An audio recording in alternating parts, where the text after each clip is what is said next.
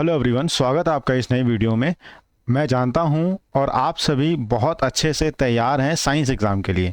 ये जो science exam है ये डिसाइड करेगा कि आपकी कौन सी स्ट्रीम होने वाली है 11th में, कौन सी स्ट्रीम से आप आगे ग्रेजुएट होंगे, एमबीबीएस होंगे, इंजीनियर होंगे, डॉक्टर होंगे, क्या होंगे।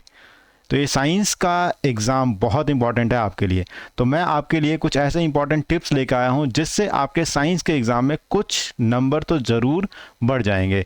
ज़्यादा देर की वीडियो नहीं बनाऊंगा क्योंकि आपका टाइम इस वक्त बहुत कीमती है, बट फिर भी मैं आपको कुछ ऐसे टिप्स बताऊंगा न्यूमेरिकल्स के क्वेश्चन को कैसे देखा जाए, 15 मिनट का इस्तेमाल कैसे किया जाए, लास्ट में रिवीजन क्यों ज़रूरी है, डायग्राम्स में क्या देखता है कोई टीचर अगर वो चेक करता है। तो चलिए फिर हम इस वीडियो को शुरू करते हैं एक अच्छे नोट के साथ। चलिए शुरू करते हैं। तो सबसे पहली टिप ये है कि आप 15 मिनट का यूटिलाइजेशन कैसे करें।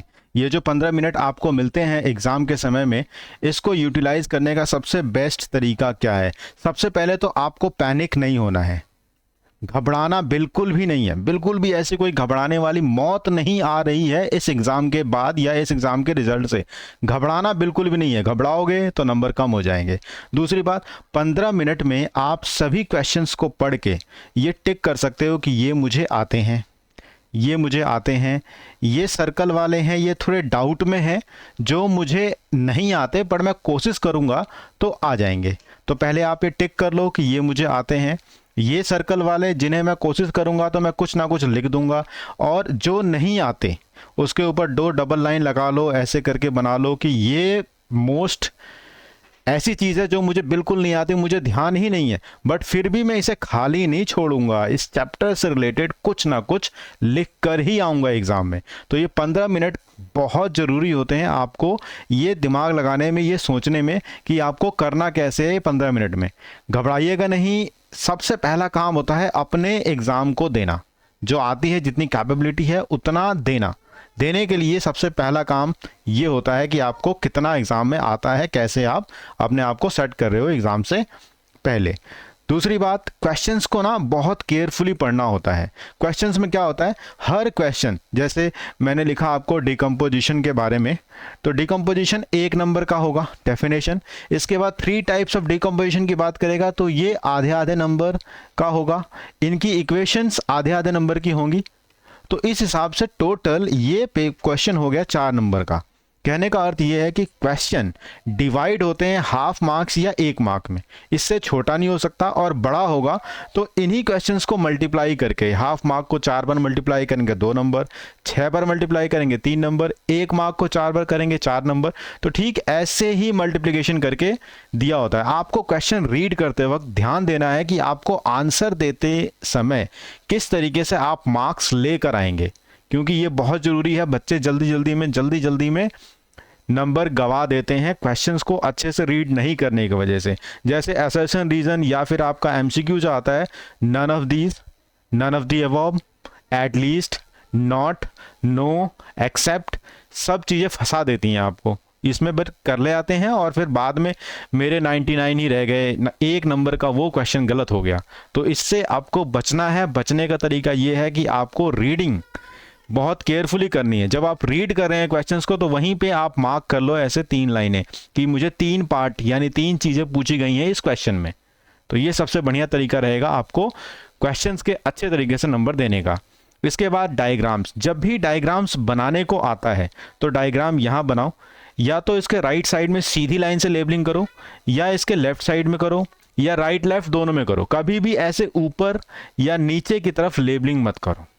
पहली बात, डायग्राम्स आते हैं बहुत कम, लेकिन डायग्राम से रिलेटेड क्वेश्चंस बहुत आते हैं। तो डायग्राम रिलेटेड क्वेश्चन का तरीका क्या है, कोई भी डायग्राम आएगा तो एनसीईआरटी का ही आएगा, और एनसीईआरटी का डायग्राम आएगा तो मैंने आपको इस डिस्क्रिप्शन में एनसीईआरटी के सारे डायग्राम्स एक ही वीडियो में करा रखे हैं। 20-25 मिनट में आप सारे डायग्राम्स रिलेटेड क्वेश्चंस आराम से कर लोगे, कोई भी दिक्कत नहीं आएगी आपको। डायग्राम्स में सरदर्दी खत्म हो जाएगी। देख लेना, उनको बनाने को नहीं आता है, लेबलिंग करने को आता है। इनके फंक्शन क्या है, ये फंक्शन भी मैंने वहाँ पे बताया हुआ है, देख लीजिएगा उसको।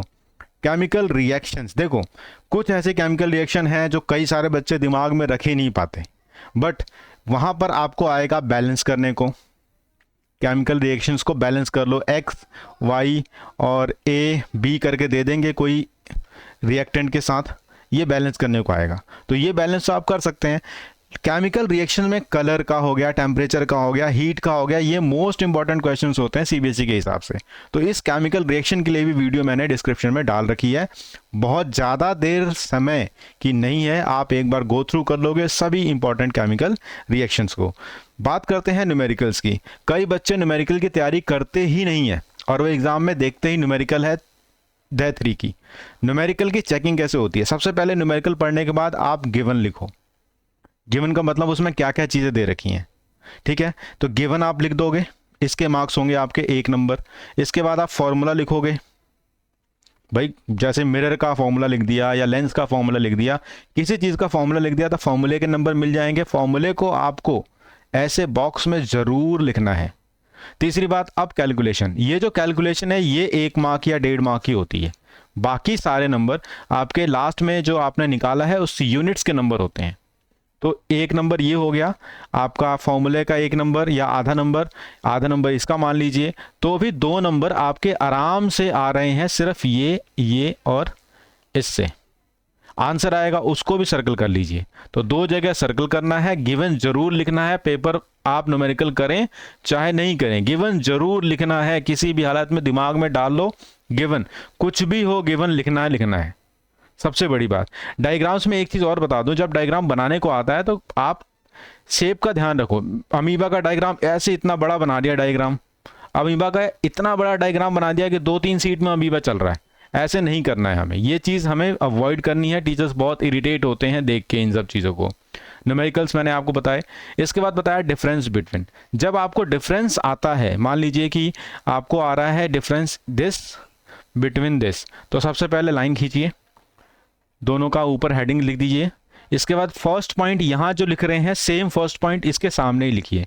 चाहे ये पॉइंट यहाँ ख़त्म हो रहा है और ये पॉइंट यहाँ ख़त्म हो रहा है, सेकंड पॉइंट आपको यहाँ से ही चालू करना है ताकि ये दोनों आमने सामने रहें। पहला पॉइंट और दूसरा पॉइंट आमने सामने होना चाहिए।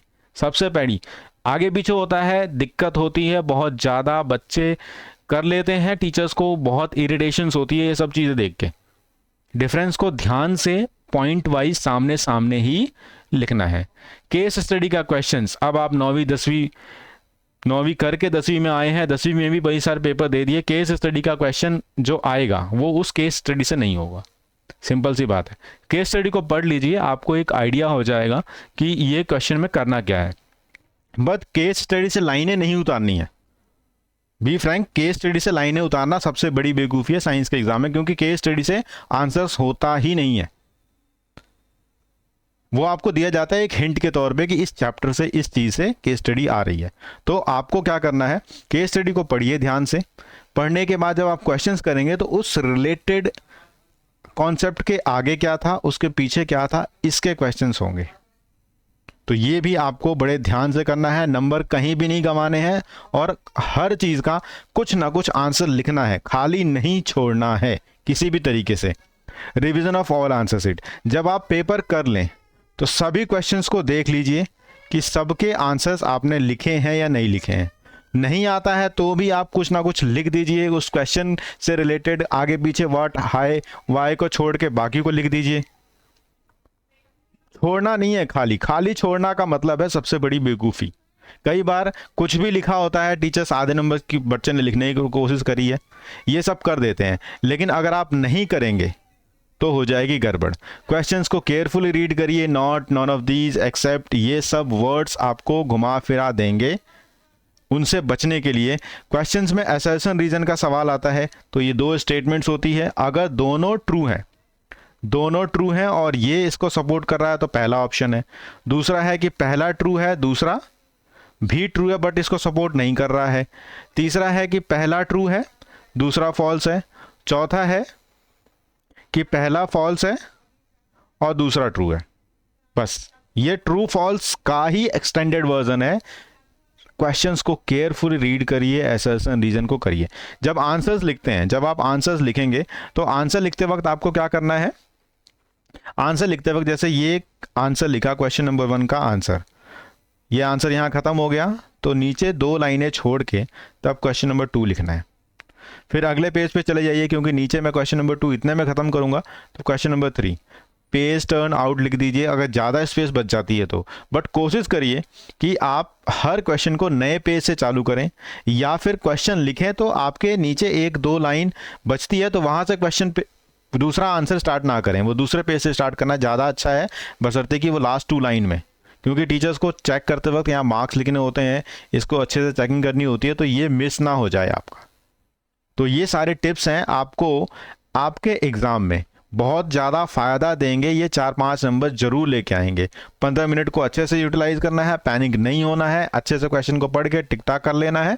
दूसरी बात, क्वेश्चंस को केयरफुली रीड करना है, डायग्राम्स को लेबल करना, या फिर डायग्राम्स में क्या रिलेटेड चीज़ें आ रही हैं उसको करना। तो मैंने ये सारी चीज़ें आपको बता दी। Best of luck for your exam. आपका एग्ज़ाम बहुत अच्छा होगा। आप गर्व करेंगे जब आप एग्ज़ाम रूम से बाहर आएंगे कि मैंने अच्छा एग्ज़ाम दिया, मैंने जितनी तैयारी करी थी उससे बेटर हुआ है मेरा एग्ज़ाम। मुझे कमेंट करके बताइएगा कि आपका एग्ज़ाम कैसा गया। तो वीडियो को समाप्त करते हैं। नए हो तो सब्सक्राइब कर लो और वीडियो को लाइक करो। Thank you.